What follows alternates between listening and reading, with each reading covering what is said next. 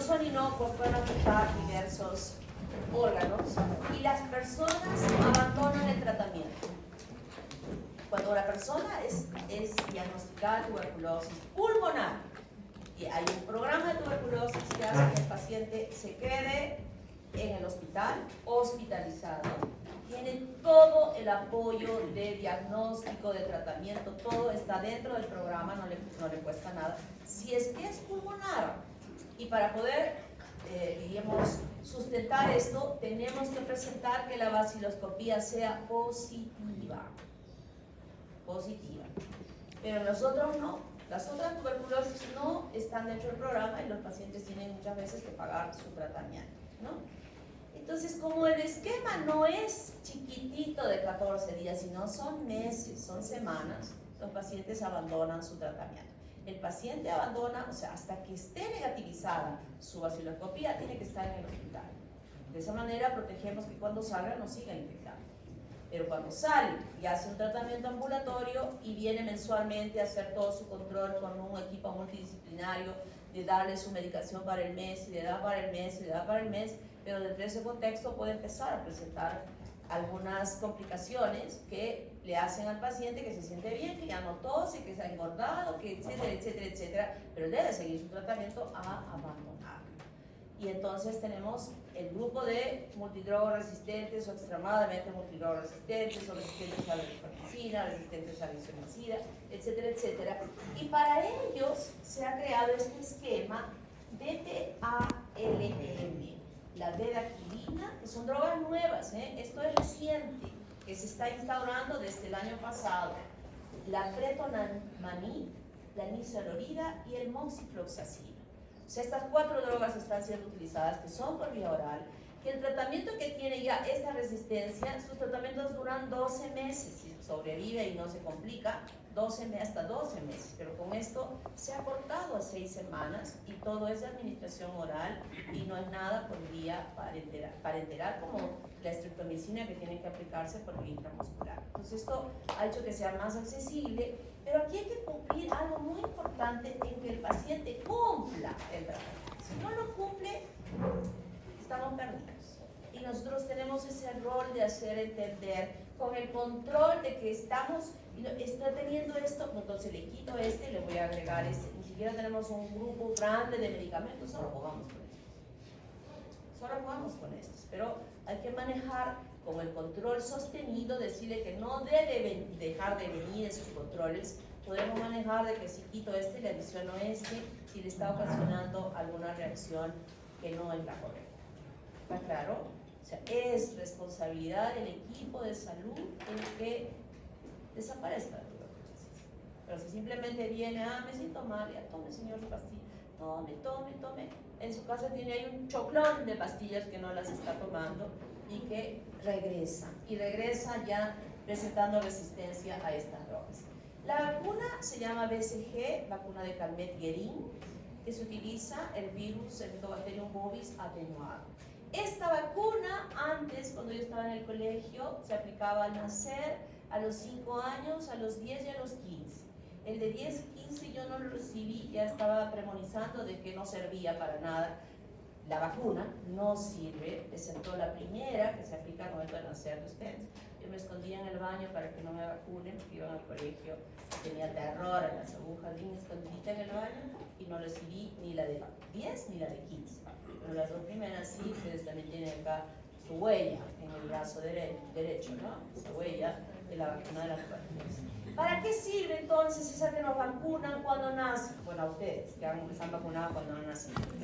Sirve para que no pueda desarrollarse las infecciones graves que se puedan sumar, meningitis o seniditis. Pero cuando el cuerpo está tan mal, puede darse. Pero al final la vacuna se utiliza con ese, pero habiendo visto que todos esos genes de patogenicidad tienen inútil anticuerpo, no sirves anticuerpo, y la vacuna lo que hace es estimular la producción de anticuerpos. Pero si existe en la estructura de la bacteria componentes que van a inhabilitar la acción de los anticuerpos, entonces las vacunas no sirven. Pero se tienen que vacunar para proteger eso. Entonces en la epidemiología, uno que no está infectado como ustedes ahora, con el riesgo de enfermarse, si no se alimentan bien, si no se protegen, si están juergueando todos los fines de semana, ahí es que se puede dar. Si desarrollan lamentablemente alguna enfermedad que afecte su sistema inmune, ¿no? Ese es el curso que se puede seguir. La tuberculosis en el Perú, hay 32.900 casos nuevos de tuberculosis. Casi el porcentaje del 50% están entre Lima y Callao. Para llegar a este porcentaje se han hecho estudios de aquellos que tuvieron tos por más de 15 días. Se tamizaron este número de personas y 5.600 personas iniciaron terapia preventiva. ¿Quiénes son estos que iniciaron terapia preventiva? Que estas personas que fueron detectadas están en un entorno de familia. Cuando hay ancianos y cuando hay niños, se tiene que hacer, se ha diagnosticado a estas personas con tuberculosis, se tiene, a pesar de que en ellos supuestamente no se ha todavía manifestado la tuberculosis, se tiene que hacer un tratamiento preventivo. Y la droga que se utiliza para esto es isoniazida. 790 pacientes han sido beneficiados con el esquema BPALM. ¿Qué significa eso?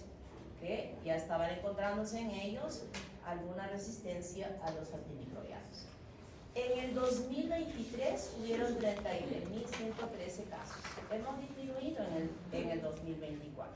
Se ha disminuido. Y de ellos, 1.456 han sido el año pasado multidrogoresistentes. Y 730 resistentes a rifampicina.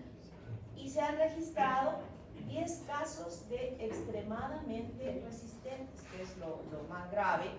Y el año pasado, no lo puse aquí, fueron 5 casos. O sea, se ha incrementado el número de resistentes frente a los que hubieron el año pasado. Cuando yo digo 10 casos estos, estoy hablando de nuevos casos. No estoy hablando de los que estén sumándose. Cuando hacemos las estadísticas, no es la sumatoria, es lo nuevo que aparece. En sexo, siempre más los varones que las mujeres, probablemente porque salen más a la calle y están más expuestos, ¿no? Y esto sí quiero que lo vayan a ver, porque aquí voy a preguntar. Caso de tuberculosis resistente a isoniazida. Esta sigla, quiero que se la aprendan. Resistente a rifampicina. Multidrogo resistente. ¿Por qué quiero que se lo aprendan? Porque así dicen la literatura, las revistas, los estudios, ponen estas siglas. Preextensamente resistente, aquí es resistente a cualquier fluorquinolona que está incluida dentro del tratamiento. Extensamente resistente a fluorquinolona y también a alguien como la betaquilina o la leucina, a uno adicional. Y el poliresistente a todos los demás. Esto quiero que lo aprendan. A nivel mundial ha avanzado. COVID ha permitido que esto se siga. ¿Cuántos pacientes con tuberculosis no han recibido sus tratamientos durante la pandemia? Muchos. Nadie iba al hospital, solo los pacientes. ¿Y qué droga tomaban mientras estaban? Aquí se agravó la situación, ¿no? Y no solamente estoy hablando del Perú, sino a nivel mundial. ¿Cuáles son los factores que agravan? Diagnóstico tardío, con esto de los 15 días se ha mejorado. Resistencia bacteriana, tenemos la obligación de convencerlos para que continúen con su tratamiento, estar monitoreando permanentemente a ellos. Y nosotros que trabajamos en salud somos responsables. Hay un video en YouTube de una chica, de una médico, que terminó su carrera ya hospitalizada con tuberculosis y le dieron su diploma de médico en el hospital, no recuerdo de qué universidad, que se infectó de tuberculosis con una cepa extremadamente multidrogo resistente. O sea, ¿hay riesgo? Claro que hay riesgo. Entonces, y el riesgo de infectarnos con una cepa de esas, si es que este programa que ha aparecido nuevo no es efectivo, es muerte segura, porque no hay quien pueda destruir esa bacteria. Entonces, nuestra responsabilidad es que eso no suceda. Malos esquemas de tratamiento, si no monitoreamos, va a ser malo el esquema. Insuficiente cooperación del enfermo, aquí tenemos que trabajar. Con este equipo multidisciplinario tenemos que trabajar. Desnutrición y alcoholismo asociado a la pobreza, asociación de enfermedades debilitantes que afectan al sistema inmune, igual que este, y las edades extremas será también una forma de diagnóstico. En los niñitos, ¿cómo le hacemos la vaciloscopía? En los bebitos lo que hacemos es hacerle una aspiración con una sonda nasogástrica de contenido gástrico, y en ese contenido gástrico hacemos la coloración de silmince para identificar la bacteria. ¿Él expectora? ¿Puede expectorar el niñito, bebito chiquito? No expectora, no sabe expectorar. Entonces nuestra forma de diagnóstico es introduciendo una sonda nasogástrica y aspirar el contenido del estómago para hacer el examen de la vaciloscopia. ¿Alguna pregunta? ¿Hasta aquí? Ninguna. Entonces sí. Voy a seguir.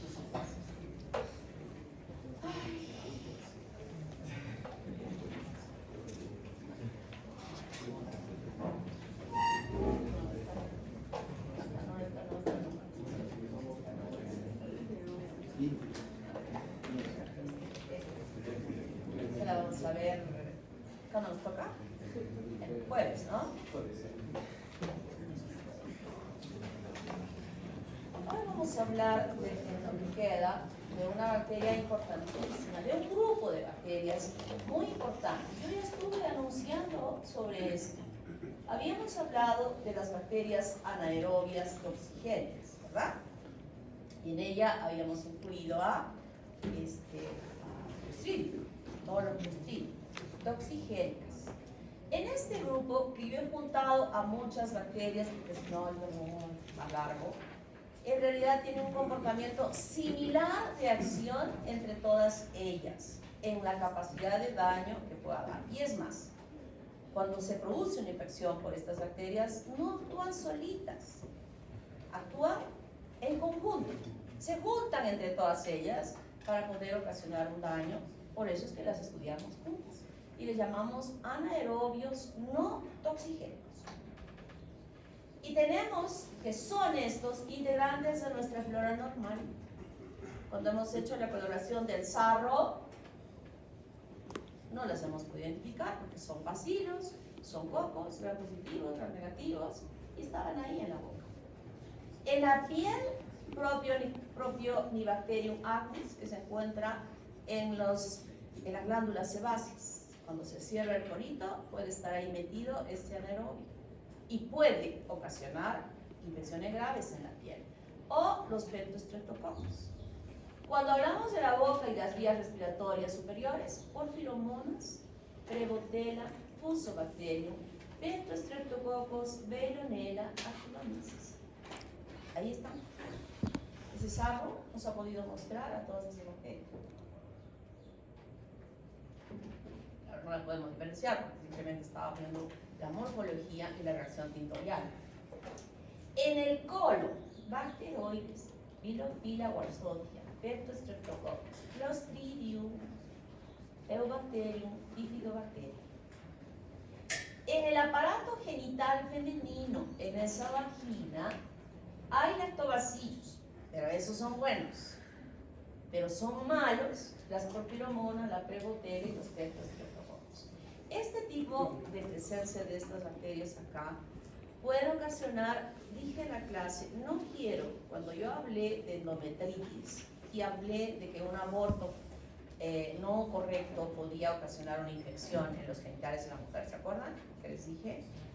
No quiero un caso clínico, que lo vamos a hacer por esa bacteria, por Clostridium perfringens. Quiero por estas. ¿Está claro? Quiero por estas. Vamos a hacer en este trabajo de la práctica, vamos a hacer un caso clínico donde haya una mujer que ha sido sometida a un aborto. Y en ese sometimiento del aborto también quiero ver las técnicas de aborto que ustedes ya han hecho en embriología. ¿Se acuerdan? Cómo se podían hacer los abortos. Ahora quiero que me hagan esa técnica. Y además quiero uno que va a ser abogado y que nos va a dar las leyes del gobierno frente a quienes hacen el aborto. Y ese mismo nos va a hablar cuáles son las normas del colegio médico, cuáles son las normas que se establecen para quienes hacen el aborto aprobadas por el colegio médico. O sea, las sanciones que establece el colegio médico para aquellos médicos que hacen estos procedimientos. Tanto el colegio médico como las leyes nuestras peruanas. ¿Está claro? Quiero lavarles el cerebro para alguien que Dios quiera, no se le vaya a meter en la cabeza hacerlo esto en algún momento. Se los digo con toda sinceridad. Vemos las noticias permanentemente de casos acá, en Lima, en todos lados, de médicos que se dedican a hacer eso. Y cuando hablábamos de embriología dijimos, la vida empieza desde la fecundación, ¿verdad? Y todo lo que se haga después de esa fecundación es un ¿qué es? Asesinato. ¿Está claro?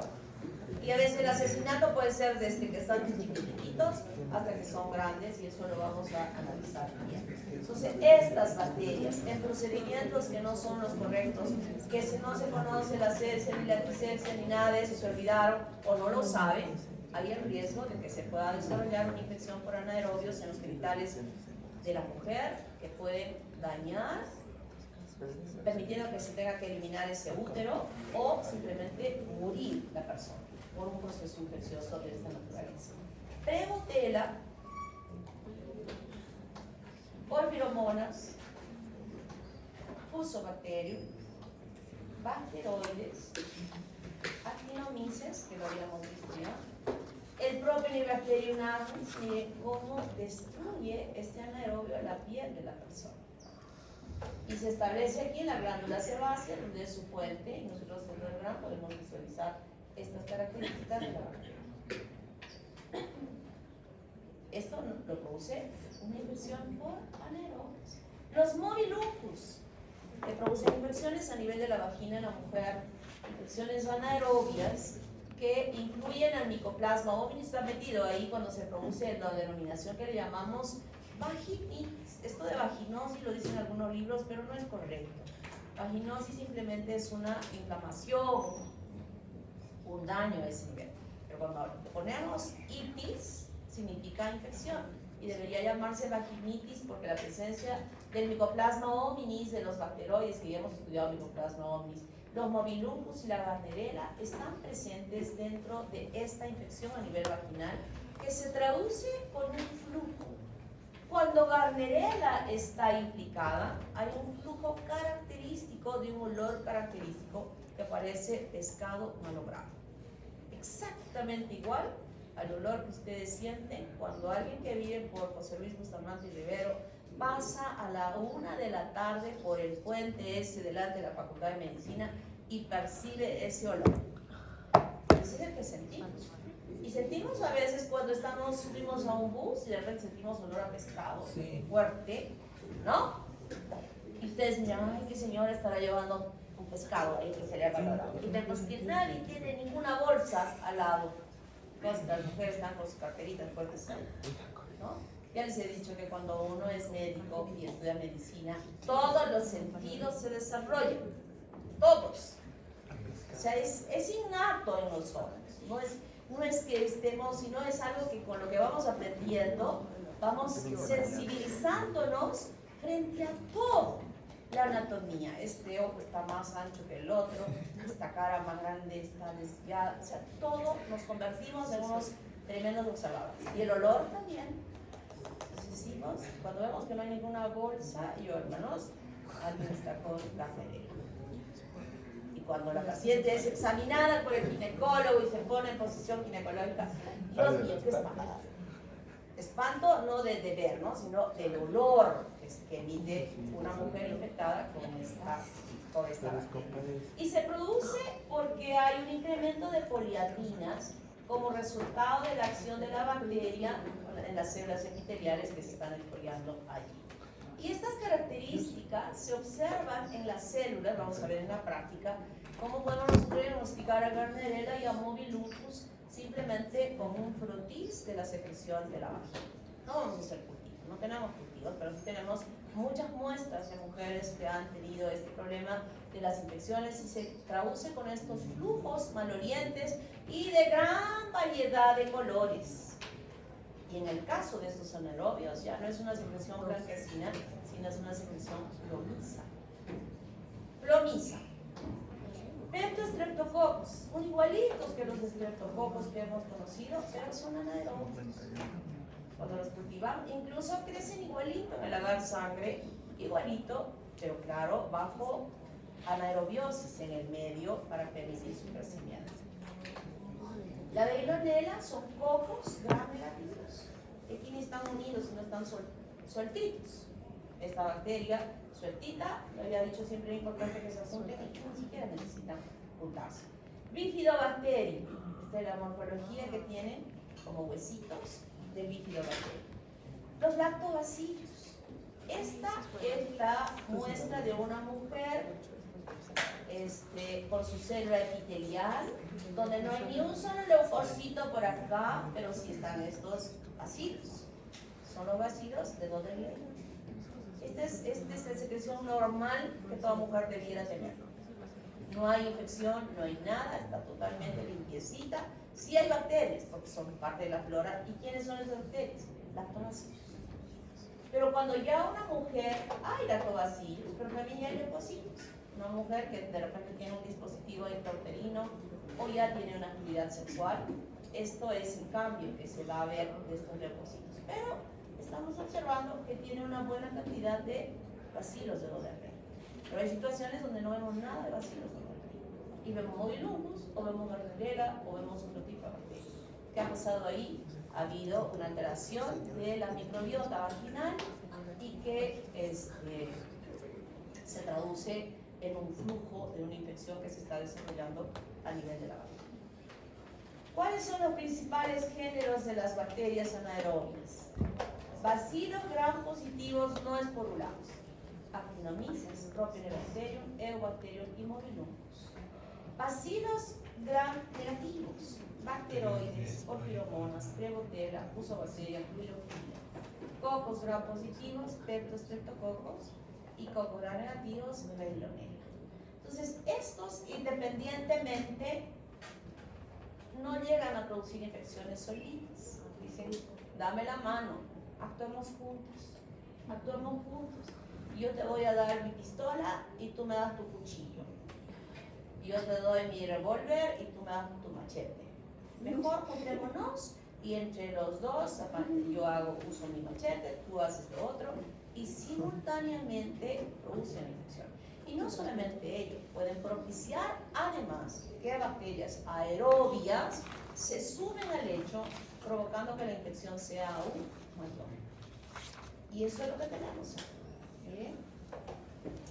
Factores y microorganismos. Adhesión. Polisacárido capsular, fragilis, fibrias, fragilis, gingivalis, porfiromonas gingivalis, hemaglutininas, porfiromonas gingivalis, bacteroides fragilis, lectinas, Fusobacterium nucleatum, coagregación, creo que ya habíamos hablado sobre lo que era agregación y coagregación. Sobre todo sucede a nivel de la boca. La agregación es la unión de bacterias del mismo estirpe, unas con otras, en la formación del sarro. Y cuando hablamos de coagregación, es la unión de bacterias de diferente especie, diferente característica morfológica, que van sumándose cuando se forma el sarro. Y cuando dije que el sarro no era una estructura totalmente sólida, pegada, ¿recuerdan? Les dije que eran como cavernas, como una estructura porosa, con múltiples poros. Y en estos poros es que se alojan las bacterias anaerobias. O sea, se forman como unas cavernas, unas microcavernas, por la formación del sarro que va calcificándose. Y en cada uno de estos espacios se van ubicando estas bacterias que le van a favorecer su supervivencia en estas áreas de anaerobiosis. Y por eso les dije, la mordedura de humano es peor que la mordedura del perro. ¿Los perros tienen el sarro que tienen los humanos? No. No. Hay algunos perritos que hacen sus dientes en flora, pero en general no. Definitivamente no. Y cuando hablamos de mordedura de perro, también, claro que es un riesgo que puede haber una infección por anaerobios, definitivamente, pero es más grave cuando se produce una mordedura por humanos. ¿Por qué? Porque van a haber muchísimas bacterias en esa cavidad oral. Invasión, fosfolipasa C, proteasas, que son bacterias neutrófilos. Establecimiento de la infección para provocar luego un tejido dañado, muchas exoenzimas, hemolicinas, proteasas, colagenasas, fibrorelicinas, neurominidasas, heparinasas, condroitinsulfatasas, glucuronidasas, N-acetilglucosaminidasas. Miren cuántas especies pueden producir todas estas enzimas que van a destruir el tejido. Destruir. Igual como había dicho, el Clostridium perfringens, estos son anaerobios, destruyen en forma irreversible, exactamente igual actúan estas bacterias. Destrucción irreversible. Factores antifagocíticos y antilíticos. La cápsula, los productos metabólicos, los lipopolisacáridos, enzimas que degradan a las inmunoglobulinas producidas por todos ellos. Productos metabólicos. Esto es lo interesante y lo importante. Ácidos grasos volátiles, la mayoría de los anaerobios, compuestos con azufre, la mayoría, aminas, la mayoría. El resultado de las infecciones metabólicamente con la producción de ellos hace que clínicamente podamos diferenciar una infección por anaerobios. ¿Y a qué se debe esto? Se debe a esta producción y se traduce en un olor terrible. Cuando yo he hablado de la gangrena gaseosa por Clostridium producido por la toxina, allí no había olor, porque en el metabolismo no se producen estos ácidos grasos volátiles. En cambio, aquí sí. Cuando yo he debido un absceso producido por Staphylococcus aureus, si alguna vez han visto ustedes hasta este momento, ¿hay olor? No hay olor. No hay olor. Pero si yo he debido un absceso de anaerobios, el olor es terriblemente putrefacto. Y les digo ya, hasta hoy que tienen 18, 19 años, algunos tal vez 20, apréndense en su IA, pónganse en su ChatGPT, y remontan hacia atrás y dicen, ¿cuál es el olor más horroroso que he sentido hasta este momento? Está pensando, cuando mi hermano se metió al baño y luego salió, la casa se invadió de un olor terrible, ¿no? Yo creo que lo más horrible que han podido sentir ustedes en este momento es alguien que entró al baño a hacer deposiciones, ¿sí? O están ahí pensando, ¿cuál fue el olor más feo que he sentido hasta esta edad? Yo creo que hasta la edad que ustedes tienen ha sido alguien que entró al baño después de haberse comido un ollón de frijoles, ¿no? Ahora les digo, el peor olor que ustedes hayan sentido hasta este momento, es nada comparando al olor que emite una infección por este tipo de anaerobios. ¿Está claro? Totalmente putrefacto, totalmente malolido. Me acuerdo una vez cuando estaba haciendo el internado, yo estaba embarazada. Y estaba rotando por ejemplo, todo el internado con panza, todo el internado con panza. Por eso cuando veo a una chica que estudia medicina, dice, no puedo más, y que me den permiso y que esto, por favor, yo he hecho internado con panza. Y nadie me dijo, pobrecita está embarazada y le vamos a facilitar. No, tenía mi ropa de sala así ancha para mi panza. Entonces, a mí nadie me puede venir a decir que el embarazo es algo que se tiene que atender, es parte de la naturaleza de la mujer. No quiero decir que tenga que estar empujando llantas ni nada, pero no puede usarse la gestación como una justificación para sus situaciones que las veo yo muchas veces. Yo di a luz y a la semana estaba volviendo a hacer el internado. Di a luz a la residencia, que también me embaracé cuando fui a la residencia, y a la semana estaba volviendo a hacer el hospital. Y ahora, ¿cuántos días tiene? Hasta el esposo le dan días libres. Está bien, está bien. Pero no, o sea, cuando estamos en una etapa de estudio, claro, no sabía esto de los métodos anticonceptivos bien aprendidos, y se enseñaba bien en embriología, así es que no considero algo que impida que nosotras las mujeres podamos seguir avanzando, definitivamente. Pero lo que sí, justo rotaba por ginecología y una señora había dado a luz en su casa y estaba con fiebre altísima. Entonces, cuando llegó a sala, había dado creo que a luz como unas 2 semanas antes. Cuando entró, le pusimos las piernas en la mesa y el doctor, me acuerdo el asistente, le puso el estépulo y vimos el cuello de su útero medio morado. E introdujo, el cuello estaba medio entreabierto, pero no mucho. Introdujo la pinza a través del cuello y fluyó un líquido plomizo, medio oscuro, con un olor que ahí sí que mis sentidos de la gestación no pudieron aguantar. Eso les digo, es terrible, o sea, por el embarazo la sensibilidad del olor pues era mayor, pero ni siquiera es que estaba en los 3 primeros meses, ya estaba creo que en el 5º o 6º mes de gestación y me fui al baño a vomitar porque era terrible. Por eso les digo, el olor que he sentido hasta ahora es nada comparativamente de lo que se produce por la presencia de estos productos metabólicos que dan esta característica a este tipo de infección. Estimulación del daño mediado por el huésped, oligopolisacáridos o estructuras asociadas a su superficie. Entonces, cuando digo que no solitito no trabaja, sino que se junta con este, se junta con este y se junta con este, suman todos sus agentes de patogenicidad para que la infección se haga grave. Entonces, ¿qué características tienen las infecciones por anaerobios no toxigénicos? Son endógenas. No nos infectamos de fuera. Son nuestras propias bacterias que se encuentran dentro de la flora normal bacteriana, las que van por algún mecanismo que se haya roto la continuidad de las mucosas o de la piel por alguna situación, van a desarrollar la infección. Por eso se llaman endógenas. Son oportunistas. En este momento, ¿alguno de nosotros podría tener una infección por anaerobios? No. ¿Verdad? No. ¿Quién podría desarrollar de pronto alguien que se ha hecho una enucleación dentaria de la muela del juicio y que no le haya indicado el odontólogo correctamente cuál debe ser la terapia antimicrobiana que debe tomarse?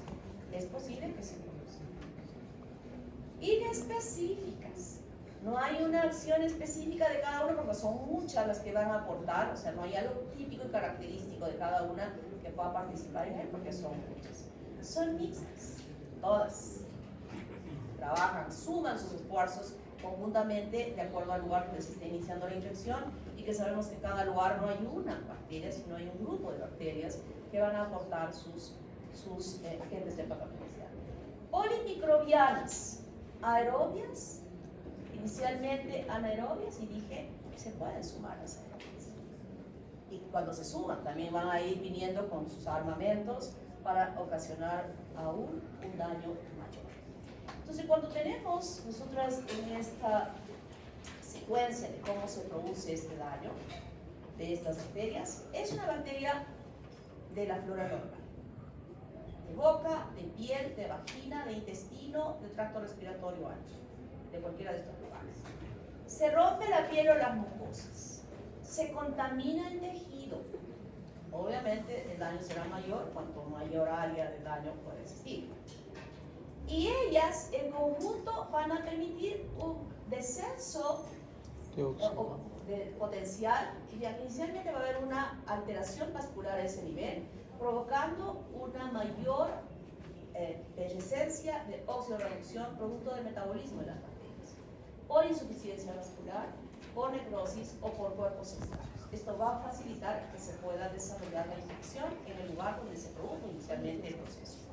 Si no se sabe diagnosticar o pensar si está en este lugar, puede ser que esté implicada una bacteria anaerobia. Si no sabe eso, puede estar usando una terapia antimicrobiana no correcta, inadecuada para anaerobios. Está usando terapia antimicrobiana de pronto solo para aerobios, que no le están haciendo ni cosquilla a la bacteria. Y entonces la bacteria empieza a multiplicarse.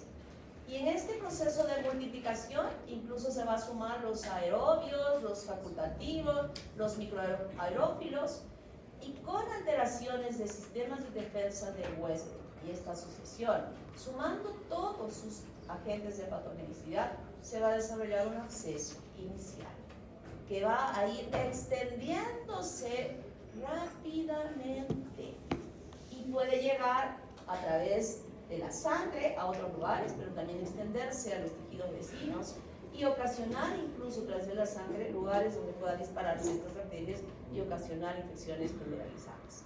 Pero lo más grave es cuando se va extendiendo aquí inicialmente a los tejidos vecinos en un avance rápido. Ya cuando hablábamos de perfringes dijimos, ¿verdad?, que no puede pasar de que hoy día diagnostico y mañana es que estamos operando para retirar ese tejido. No, tiene que ser inmediato, porque en el avance del tiempo puede estar ocasionando un daño mayor. ¿Qué cuadros clínicos podríamos ver nosotros asociados a esta infección? Sistema nervioso central. Aquí hay una posibilidad muy importante de infección. Cuando hablábamos al principio de las clases, mecanismos de transmisión, dijimos, por continuidad, por contigüidad, ¿se acuerdan? Por vía linfática.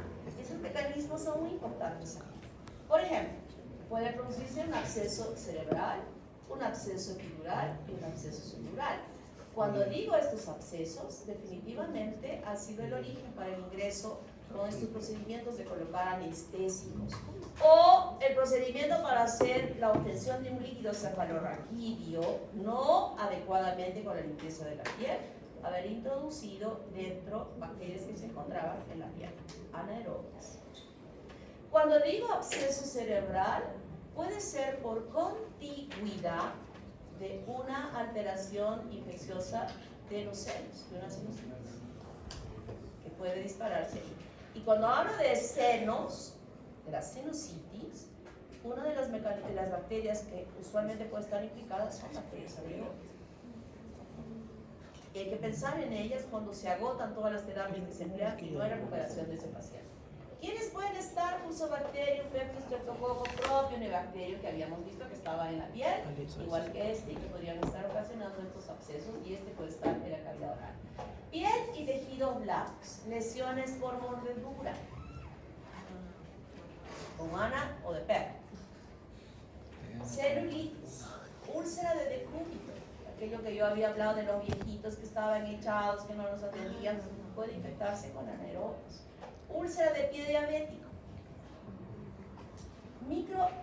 mionecrosis, no es micronecrosis, mionecrosis, o sea que el músculo se necrosa. Fascitis necrosante, cuando debajo de la piel se va extendiendo la infección, por ejemplo, porque no limpiamos bien la piel para colocar una inyección. Y esta fascitis necrosante, habíamos hablado del estafilococo y también del estreptococo, pero también esta bacteria puede ocasionar ese mismo problema. Absceso perirectal, terrible. El paciente viene con una fascie de dolor terrible. Hasta no puede caminar. ¿Qué tiene, señor? Me duele terriblemente. Cuando lo ponemos en la mesa para examinarlo, vemos ahí una estructura con una tumoración que está alrededor del ano de color plomo, plomizo. Y cuando le hacemos el tajito, fluye una pus plomiza, oscura con un olor que ya hemos dicho es característico. ¿Quiénes pueden desarrollar esto? Aquellos pacientes que pueden estar muy estreñidos, que tienen esto, y cuando hacen su deposición se puede desgarrar la mucosa a ese nivel porque el contenido de las heces está muy dura y muy grande. O se observa también en pacientes homosexuales. Esta es una patología bastante común de los pacientes homosexuales. Y apenas les debridamos el absceso, esa cara que venía con un dolor, un alivio terrible, pues que estamos eliminando el absceso. Boca, senos y vías respiratorias. Neumonía por aspiración. Exactamente igual a la neumonía por aspiración que habíamos estudiado en Klebsiella, pero ahora la bacteria que ha podido ser aspirada es de la boca y podría ser de ella. Bronquiectasis. sea, la urticaria es una alteración en el pulmón que se evidencia como cavidades que no tienen un funcionamiento adecuado, y estas áreas también pueden infectarse con estas bacterias anaerobias. Otitis media crónica, sinusitis crónica, ya les mencioné, abscesos dentales. Hay gente, vamos a ver una imagen, ya puedes, dice, pues, hay bocas, ¿no? Terrible, por Dios, ¿cómo tener esa boca? Terribles, entonces son fuentes de infección. Nos vamos a quedar ahí.